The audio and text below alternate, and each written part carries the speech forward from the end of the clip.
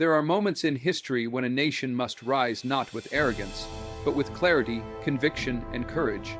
This is not just about power, it's about purpose. It's about understanding the divine responsibility placed on the shoulders of a strong and righteous nation. When you're blessed with strength, you don't use it to conquer, you use it to protect.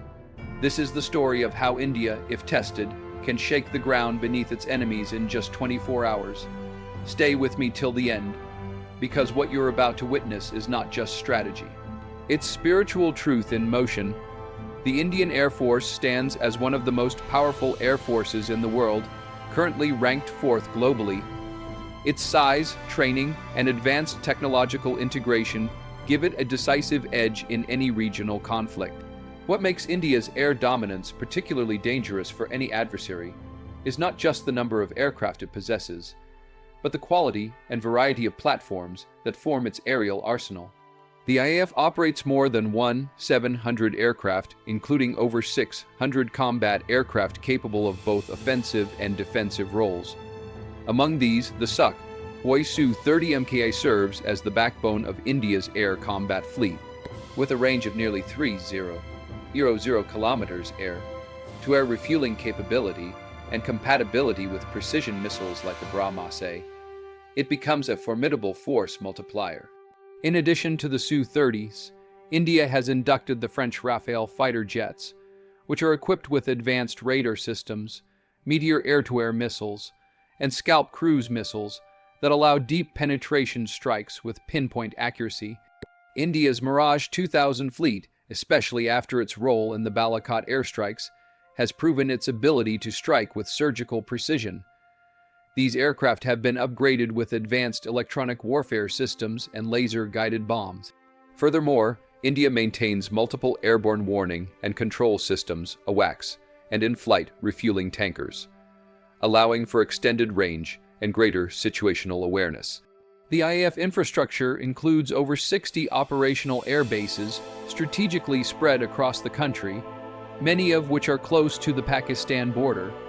This geographical advantage enables rapid deployment and response time in case of conflict. With a robust pilot training program, extensive simulation facilities, and combat experience in varied terrains, the Indian Air Force ensures that its pilots are not just trained to fly, but trained to dominate the skies from the first moment of contact. India's missile arsenal has evolved into a highly accurate and technologically advanced force capable of delivering devastating blows within minutes.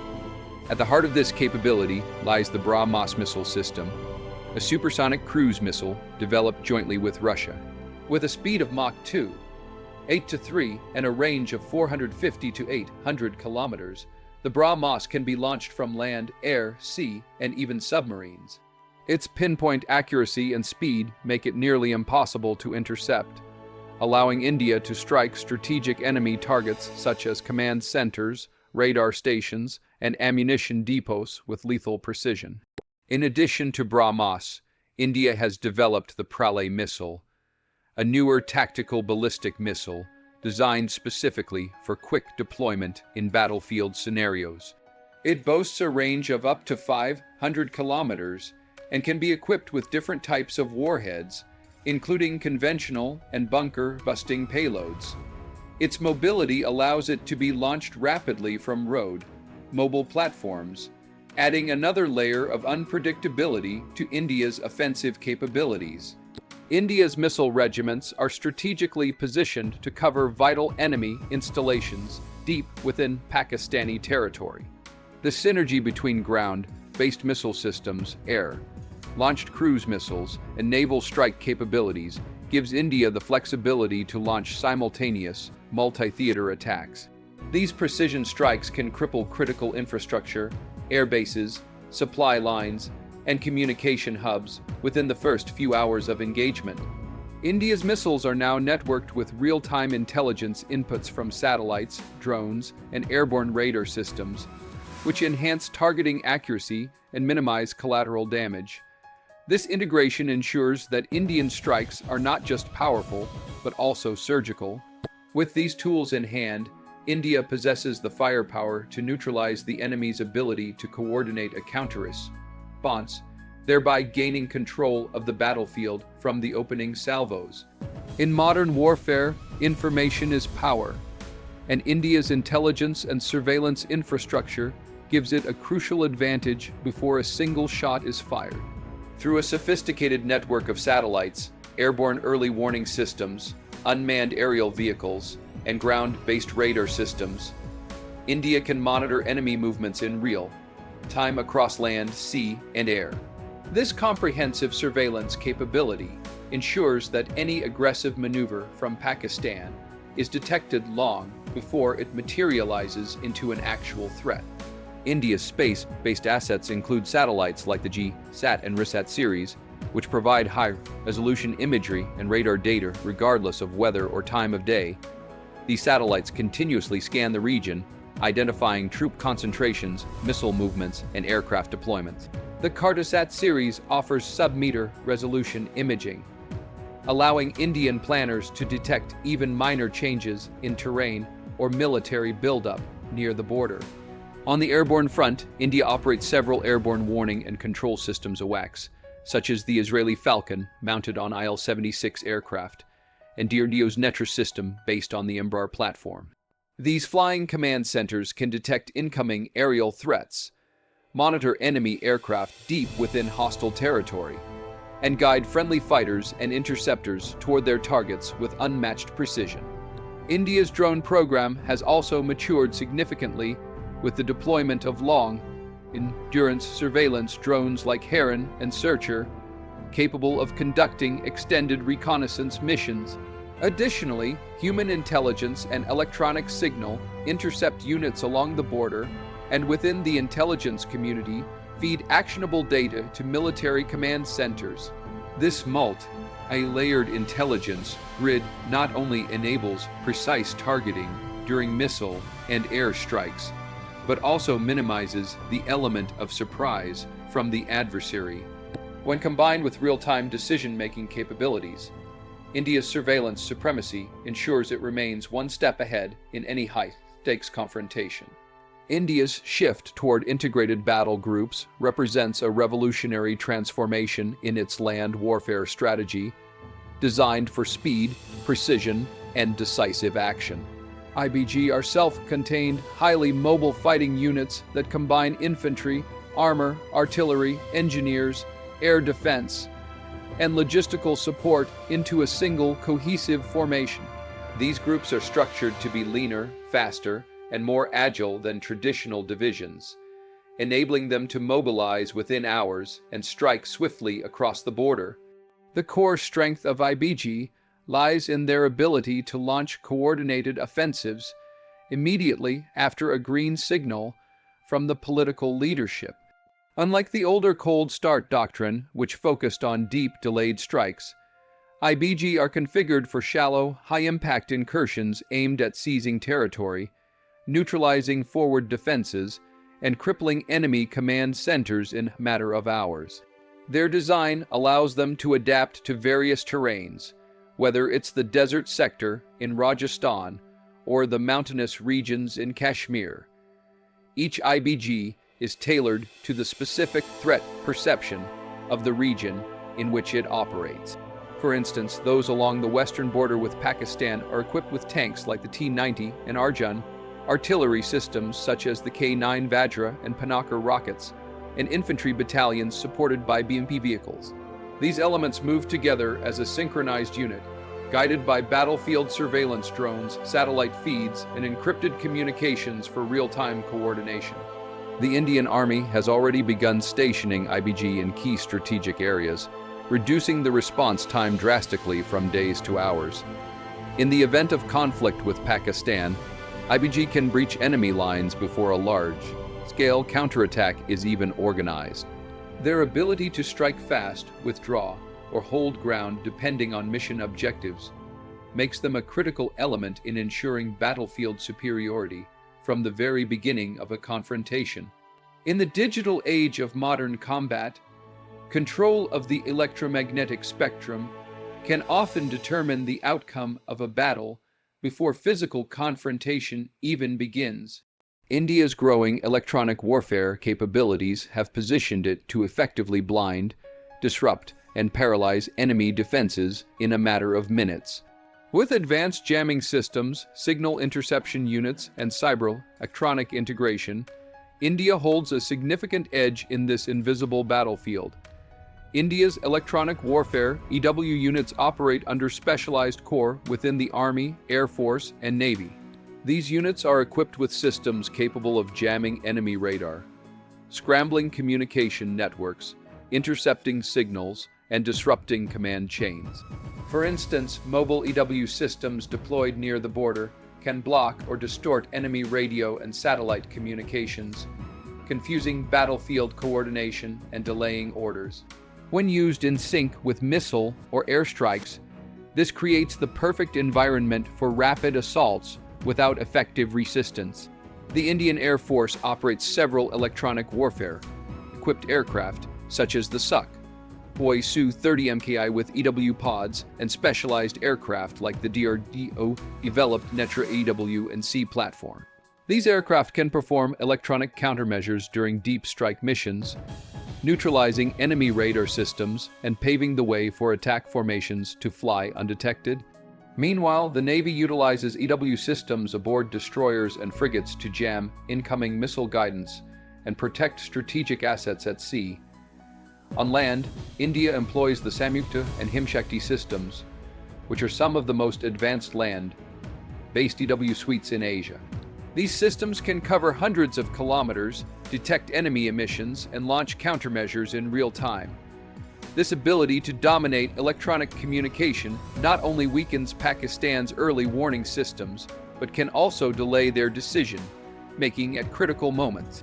The integration of electronic warfare across all military branches makes it a force multiplier, ensuring Indian operations proceed with precision while leaving the enemy in a state of confusion. India's strategic maritime dominance in the Indian Ocean region, IWAR, gives it a powerful advantage over Pakistan, especially when it comes to imposing a naval blockade or executing sea denial operations. The Indian Navy, one of the top 5 in the world, has the capability to completely cut off Pakistan's access to crucial maritime trade routes within hours, crippling its economy and military supply chains. The backbone of this capability lies in India's Western Naval Command, which is headquartered in Mumbai and is tasked with securing the Arabian Sea. The Indian Navy operates a formidable fleet of destroyers, frigates, submarines, aircraft carriers, and maritime patrol aircraft, all capable of projecting power far beyond India's shores. In the event of a conflict, these assets can swiftly enforce a blockade on Karachi port, Pakistan's main commercial and naval hub, through which over 90% of its maritime trade flows. In addition to surface fleets, India's fleet of submarines, including the nuclear-powered INS Arihant and attack submarines like the Kalvari class, can be positioned silently in strategic choke points to intercept or destroy enemy vessels. These subs can monitor and target maritime traffic, enforcing a no-entry zone without detection. India's maritime patrol aircraft like the P-8I Poseidon also play a crucial role in anti-submarine and surveillance operations, giving real-time data to command centers. India's dominance over the Strait of Hormuz and access to key bases like the Andaman and Nicobar Islands enhances its ability to monitor and control regional shipping lanes. With rapid deployment capabilities and access to intelligence from satellite and airborne systems, the Indian Navy can not only shut down Pakistan's seaborne military logistics, but also strangle its economy by halting oil and trade shipments. This maritime superiority turns the ocean into a silent battlefield that India can control with precision. India's nuclear doctrine is built on the principle of no first use NFU, which means that India will not initiate a nuclear strike, but will respond with massive retaliation if attacked. While this policy is rooted in strategic restraint, the credibility and strength of India's second strike capability make it a formidable deterrent against any nuclear aggression, especially from Pakistan.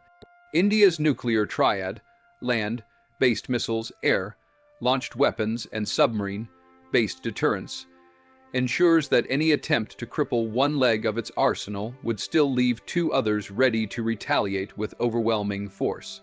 On land, India operates a range of nuclear-capable ballistic missiles such as the Agni series, with ranges varying from 700 kilometers Agni to over 5,000 kilometers Agni V. These missiles are mobile, road and rail, deployable, and capable of delivering payloads deep into enemy territory.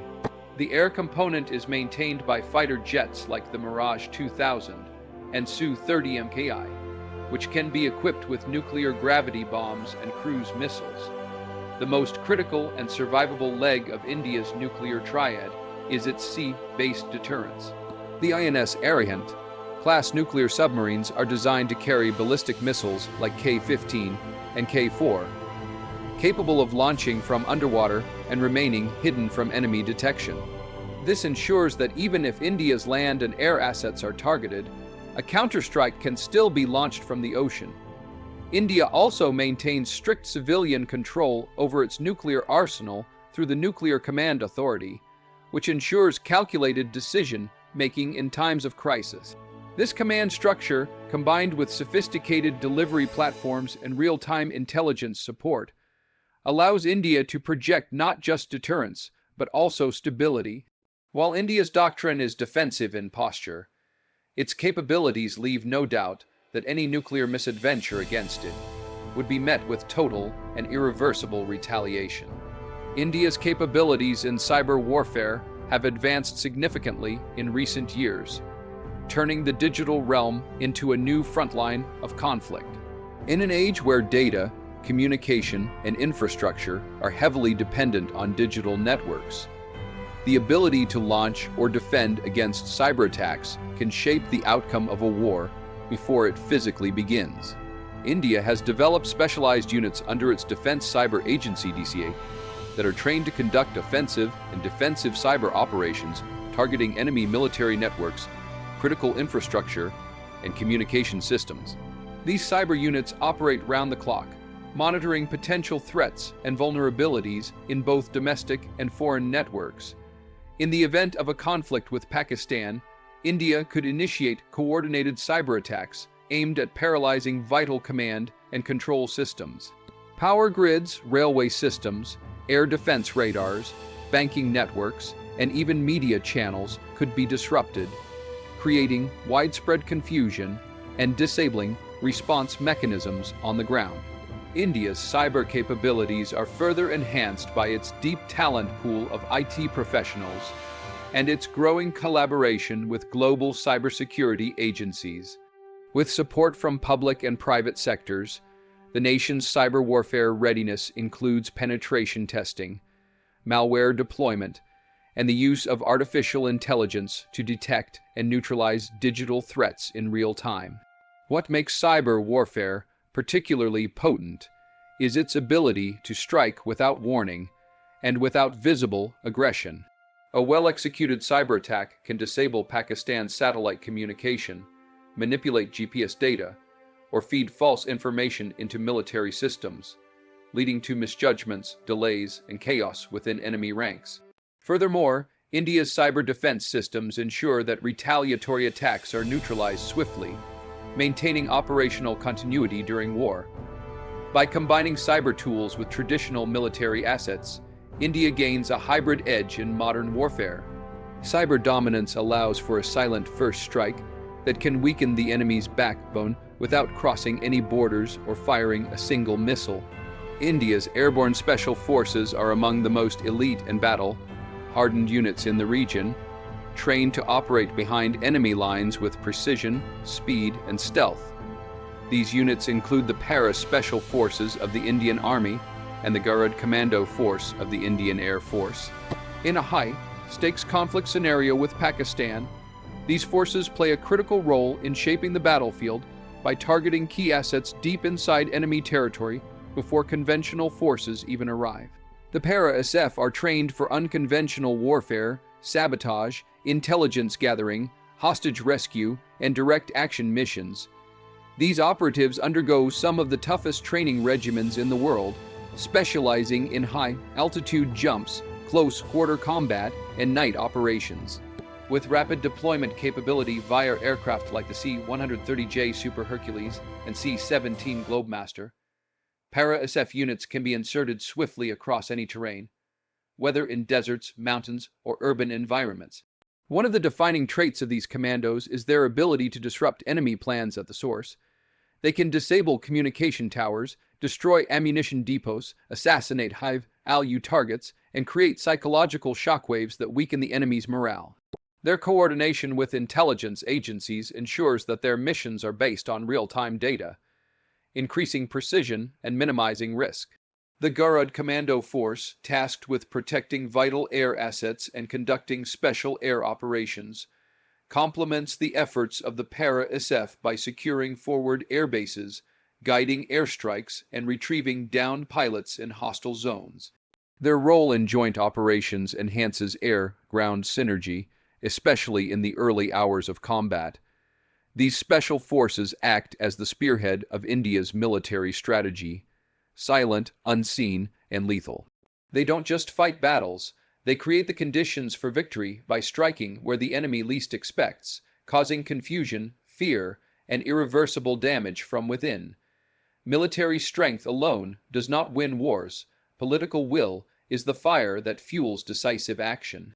In recent years, India's political leadership has demonstrated an unprecedented readiness to authorize swift, bold military responses when national security is threatened. This shift in doctrine, from strategic restraint to proactive retaliation, has fundamentally altered the dynamics of conflict with Pakistan. From the 2016 surgical strikes to the 2019 Balakot airstrikes, India has shown that it is not only capable of striking with precision, but also willing to cross traditional boundaries when provoked. This political assertiveness is supported by a streamlined decision-making structure between the civilian leadership and top military commanders. The formation of the Chief of Defense Staff CDS role and the integration of theater commands have enhanced inter-service coordination, ensuring that orders can be implemented quickly and without bureaucratic delays. This chain of command allows for near-instant responses, from intelligence gathering to strike execution. On the ground, India has made significant investments in rapid mobilization capabilities. Troop deployment timelines have been drastically reduced through infrastructure upgrades, including high-speed roads, forward ammunition dumps, and advanced logistics networks near the western border. The Indian Army's Integrated Battle Groups (IBGs) are already positioned to act within hours of receiving orders. Airbases in Punjab, Rajasthan, and Jammu and Kashmir are constantly on high alert, with assets like fighter jets, drones, and missile systems ready for immediate activation. Naval task forces in the Arabian Sea are prepared to enforce blockades or strike targets on short notice. This level of readiness, combined with a leadership unafraid to act decisively, means that India can unleash a full-spectrum response in a matter of hours, not days. The strength of a nation's military is magnified when backed by leadership that is fearless, strategic, and willing to take risks for the sake of national sovereignty. India's strength is not just in its tanks, missiles, or aircraft, it's in its unity, discipline, and unshakable resolve. In just 24 hours, India holds the capability to dismantle an enemy's war machine, blind its communication, strike its heart, and dominate every front: land, sea, air, cyber, and space. This is not a cry for war, but a call for awareness, preparation, and peace through strength. To all watching, stay informed, stay proud, and never doubt the power of a nation standing tall. Good luck to every patriot, and thank you for your time. May courage and wisdom guide you always.